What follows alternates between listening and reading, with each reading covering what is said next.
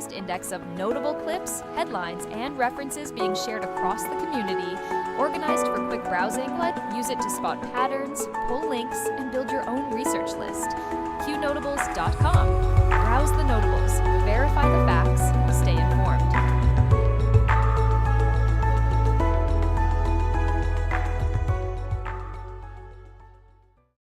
All reports can be found on Q Research or Qnotables.com. Notables do not equal endorsements. We are researchers who deal in open source information, reasoned argument, and dank memes. We do battle in the sphere of ideas and ideas only. We neither need nor condone the use of force in our work here. From the Q Research Board's February 3rd, 2026. President Trump posted that he is seeing the highest poll numbers of his career, arguing that voters want a stronger country and a strong economy. A federal jury in San Francisco convicted former Google software engineer Linwei Ding, also known as Leon Ding, on 7 counts of economic espionage and 7 counts of theft of trade secrets.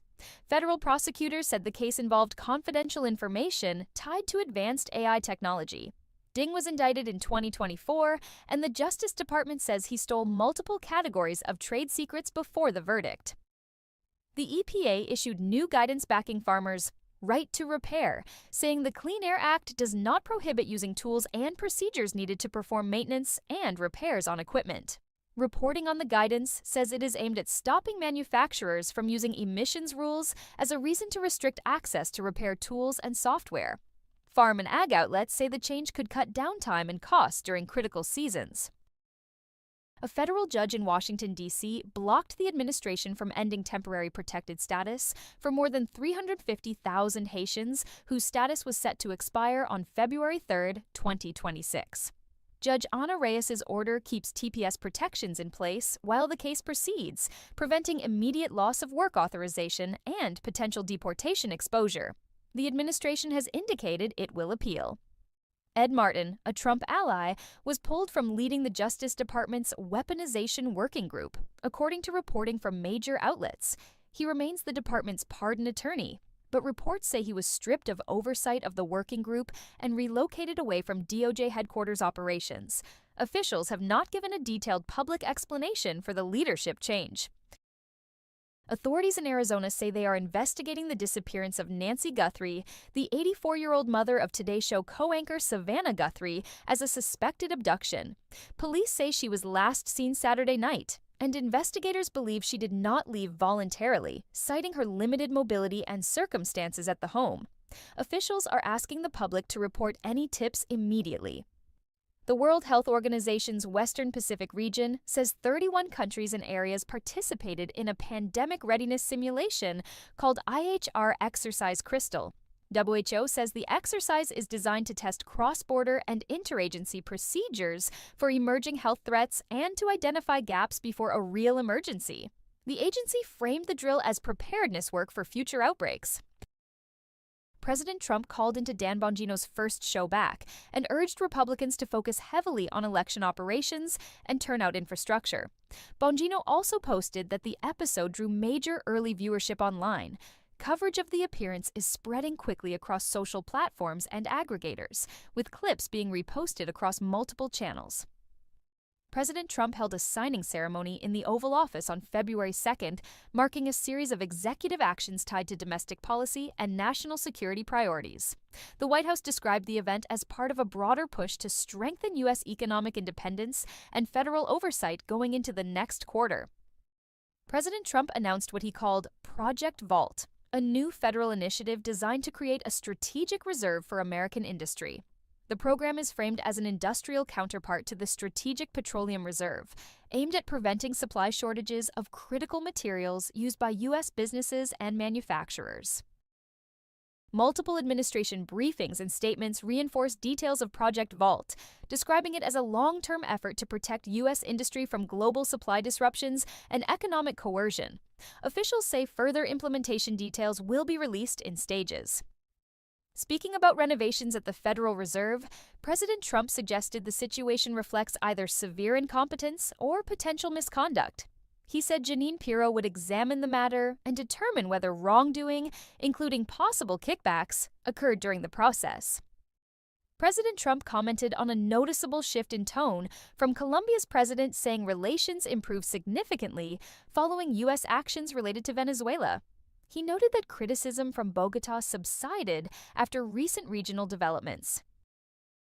President Trump again addressed the Jeffrey Epstein case, saying Epstein was largely ignored publicly while alive, and asserting that Bill Clinton played a major role in events surrounding him. Trump claimed political coordination was involved during efforts to undermine his election. The Maine Secretary of State reported being doxxed following public backlash over her stance related to immigration enforcement. She stated that personal information was spread online after she was accused of supporting ICE operations. Homeland Security Secretary Kristi Noem announced that federal agents operating in Minneapolis will be equipped with body cameras. The move is being described as an accountability measure following increased scrutiny of federal enforcement actions. Elon Musk's companies SpaceX and xAI were reportedly valued at a combined $1.25 trillion following a merger announcement. The valuation reflects investor expectations surrounding artificial intelligence, aerospace, and government contracting. New geopolitical analysis is questioning whether recent Russian actions helped buy Iran additional time to negotiate a potential agreement with the United States. Observers say the timing may have influenced diplomatic leverage on multiple fronts. 35 members of Congress are calling on Senator Mitch McConnell to stop delaying the SAVE Act and allow it to advance to a full-floor vote. Lawmakers say continued stalling prevents open debate and resolution on election-related legislation. Dan Scavino posted a public message thanking supporters on behalf of himself and his wife Erin, expressing appreciation for widespread messages of support received recently. Archived footage from 2013 is circulating again, examining historical ties between the Bush family, Wall Street interests, and ideological movements, including eugenics, Darwinism, and European fascism, as discussed in past documentary-style presentations. New materials related to Jeffrey Epstein continue to circulate online, with commentators revisiting prior associations and unresolved questions tied to his network. No new court findings have been released alongside the renewed discussion. House Oversight Chairman James Comer rejected an offer from the Clintons to provide testimony in writing regarding Epstein. Comer said he is seeking direct accountability as part of the ongoing congressional probe. A resurfaced clip of Bill Clinton shows him stating that individuals committing crimes after coming out of the shadows should be deported without exception. The remarks are being shared amid renewed immigration debate. Fairport Central School District in New York hosted a World Hijab Day event in which a Muslim organization encouraged high school girls to wear hijabs. The event has sparked discussion about religious expression in public schools. Authorities in Arizona confirmed that Savannah Guthrie's mother is missing, with homicide detectives now involved in the investigation. Police say a crime scene was identified, and the case is being treated as suspicious. President Trump promoted a documentary titled Melania, which follows the First Lady during the 20 days leading up to his second inauguration. The project is being billed as a rare behind-the-scenes look. President Trump reported that the documentary Melania is tracking toward an $8 million opening, making it the strongest documentary debut in more than a decade, according to early box office estimates. A federal judge appointed during the Clinton administration drew criticism after issuing an order releasing illegal immigrants while sharply dismissing concerns about the rule of law. The language in the ruling has drawn backlash. The Clintons have agreed to testify regarding their relationship with Jeffrey Epstein following pressure from Chairman Comer and ahead of a potential contempt vote in Congress. A New York City Council staffer detained by ICE was denied bond after federal officials argued the individual posed a danger to society. Immigration proceedings are ongoing. At shop.isitwaya.com, everything you buy supports Acun.top, the place where people talk freely no matter what. Check out our Acun Honey Pot, a jar of yummy honey that's as strong as your voice. Put it on toaster and tea. It's not just honey, it's freedom in every bite. Then there's Acun Butter, a smooth handmade skin cream that makes you feel good while you fight for what's right. Awesome wood and pieces for display only. Hang them up or set them out. They're for showing off Acun's tough spirit. Want to help even more? Get a proto membership. So go to shop.istheway.com now and grab some goodies. Help Qnotables keep free speech alive, and let's keep the ideas flowing loud and free. All reports can be found on Q Research or Qnotables.com. Notables do not equal endorsements. We are researchers who deal in open source information, reasoned argument, and dank memes. We do battle in the sphere of ideas and ideas only. We neither need nor condone the use of force in our work here. From the Q Research Boards, February 1st, 2026, Nicki Minaj posted explosive allegations on social media accusing figures in the music industry of participating in occult and criminal rituals. The U.S. Army marked the birthday of the Army Nurse Corps, recognizing its long-standing role in military medicine and battlefield care. The Department of Defense issued a warning to Secretary Pete Hegseth, highlighting obesity as a growing threat to military readiness, citing impacts on recruitment, retention, and deployability. Dan Bongino reported that his first episode back on the podcast was targeted by a coordinated, distributed denial of service attack. Technical teams say the disruption appeared intentional and well-organized. President Trump posted that Jeffrey Epstein and author Michael Wolff conspired to damage his presidency, calling Wolff a dishonest actor and signaling possible legal action. The statement renews Trump's long-running dispute with Wolff and rejects past reporting tied to Epstein narratives. President Trump praised two unnamed individuals he said were treated unfairly during the Biden administration, saying both have rebounded strongly since then. The comment was shared as a show of political support and loyalty. President Trump said he is working with House Speaker Mike Johnson to pass the current federal funding deal that cleared the Senate last week. Trump stated he intends to sign the measure immediately if it reaches his desk, aiming to avert disruption to government operations.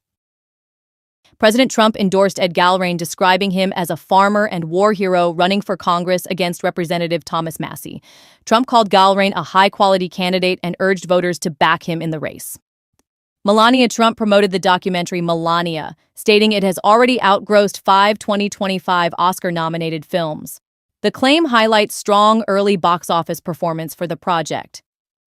The Trump administration announced reduced tariffs on Indian goods after Prime Minister Narendra Modi agreed to scale back purchases of Russian oil and expand Buy American policies.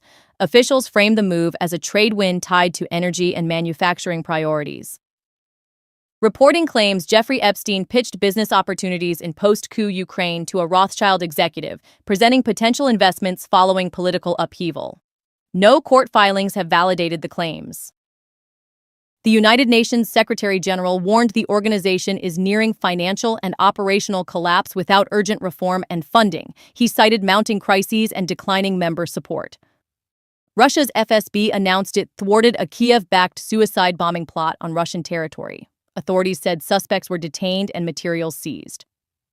Commentary circulated alleging shadow influence networks tied to the Vatican, Rothschild interests, George Soros, and intelligence agencies. The claims remain speculative and unproven.